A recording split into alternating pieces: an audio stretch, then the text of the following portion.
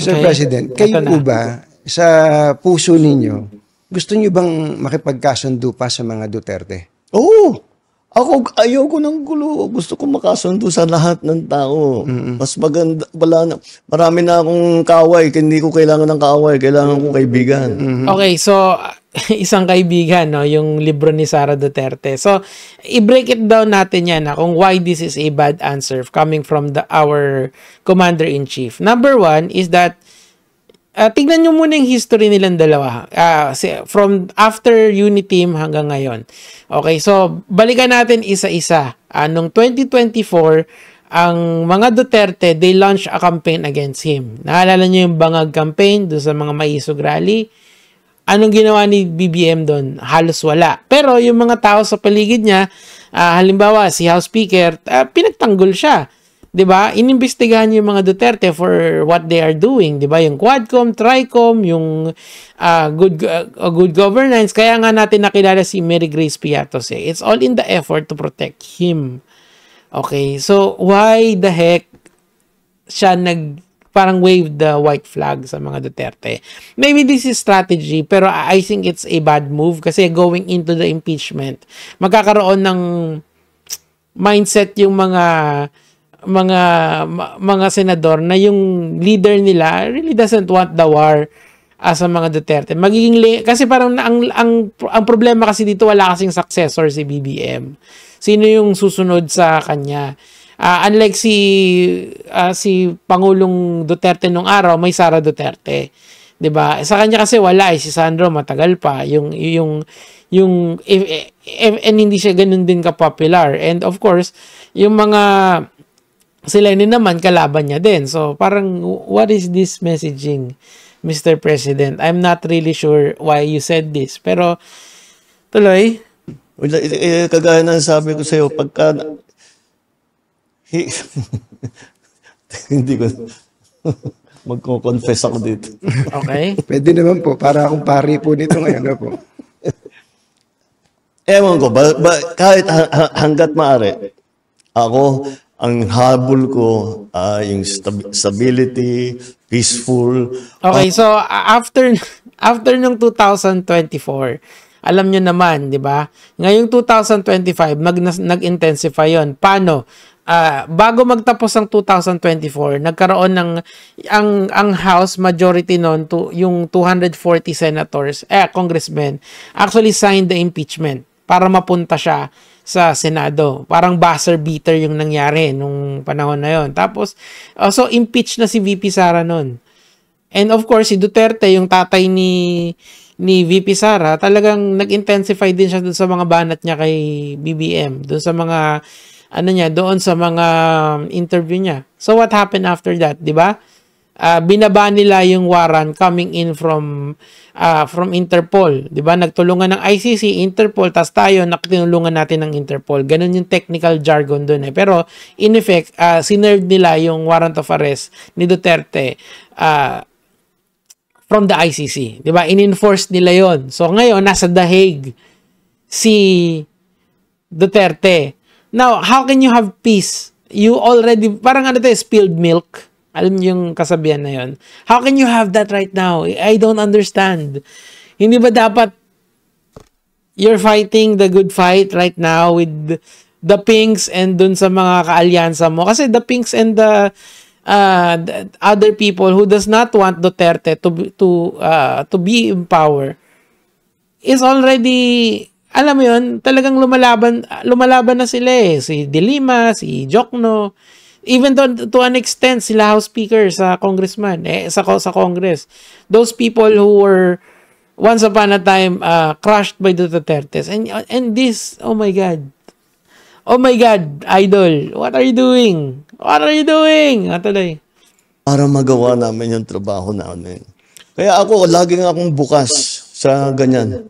I'm always open to any approach na, alika, magtulungan tayo. Okay, post ko na naman doon. Teka lang naaalala nyo yung campaign ng Alyansa? 'Di ba? Yung campaign ng Alyansa is a very anti-Duterte. Yung campaign nila is very anti-Duterte rhetoric. Okay? Ngayon, sasabihin nyo, ano naman, ang problema doon kasi, yung, ang ano kasi nila doon, kasi ang ngayon kasi, ang nangyayari ngayon, si Toby Tiangco, yung kanyang kanang kamay, doon sa, yung nag-head ng sortie ng alyansa, or siya yung nagmamanage nung campaign manager nila, sabi niya gano'n, na parang sinisisi nila ngayon si House Speaker. Ganon daw yung problema. Galing daw kay House Speaker.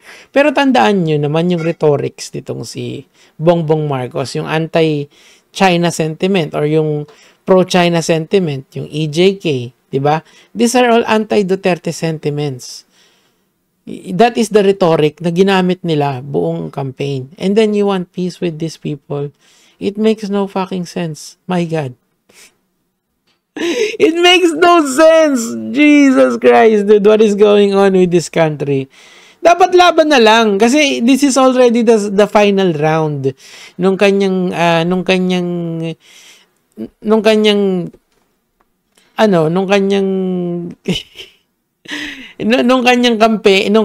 termino, tapos meron pang pending impeachment trial, 'di ba? Kasi tas darating pa yung fourth SONA niya sa July. Kasi Congress will yung last session ng 19 Congress sa June 2, magre-resume sila doon, tapos kung ano yung mako-carry over sa, malalaman natin kung ano yung magiging schedule ng Senate after the closing of the 19th Congress, which is going to be on June 2 to June 6. Ang Senate yata ay June 6, pero ang Congress June 2. So malalaman natin doon kung sino yung magiging House Speaker and all of this. Kasi nga papasok na yung mga bago. After ng SONA niya, doon na mag-i-start yung impeachment case, 'di ba? So hindi ko maintindihan, mga lords, why is this happening right now?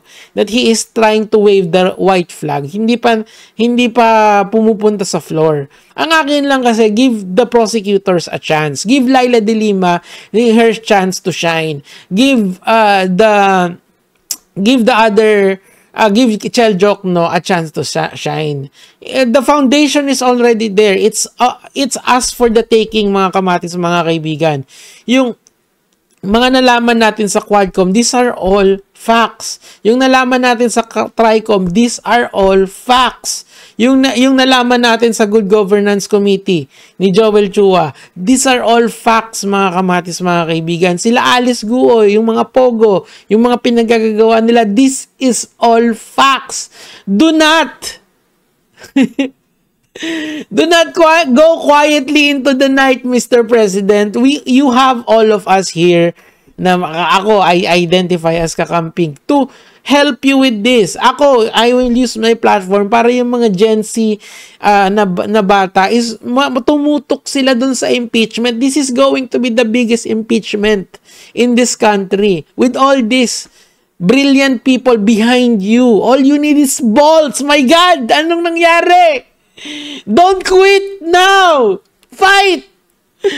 Gets nyo, mga kamads, mga kaibigan? I feel so disappointed sa ganitong backpedaling ni President Marcos. I know you are, nung ginagawa yan ng iyong pinsan na si House Speaker, I know for a fact that, or hindi naman siguro fact kasi that's a stretch, but I know that, you know what's happening in the House. And you know that all of this Quadcom, this Tricom, all of this are needed to eradicate the Dutertes finally. We need to eradicate them. There is a need to eradicate them. Because with them, ano bang nangyari sa Pilipinas? We were sold like mules to China. That's a fact. Alam niyo yan. Yung mga mangingisda natin, di makapangisda. Or inaalaw lang tayo to fish on their part. Pero yung resources ng West Philippine Sea, wala sa China. Because we don't have any fight left in us. Now, I don't believe, siguro strategy to ni BBM. Yun na lang siguro. Siguro yun yung mindset niya ngayon. This is his strategy para pakalmahin ng lahat at pagdating ng tamang panahon, he will strike again. I believe in you, Mr. President. Do not falter. Do not go quietly into the night. Please! Habang may buhay, may pag-asa. Yun lang naman, panoorin nyo to sa kanyang Facebook page, sa Facebook or YouTube page niya. Anyway, I'm a little bit gulat, shocked, flabbergasted is the term. Ayan lang naman, gaya mga lord. It's politics. What can you do?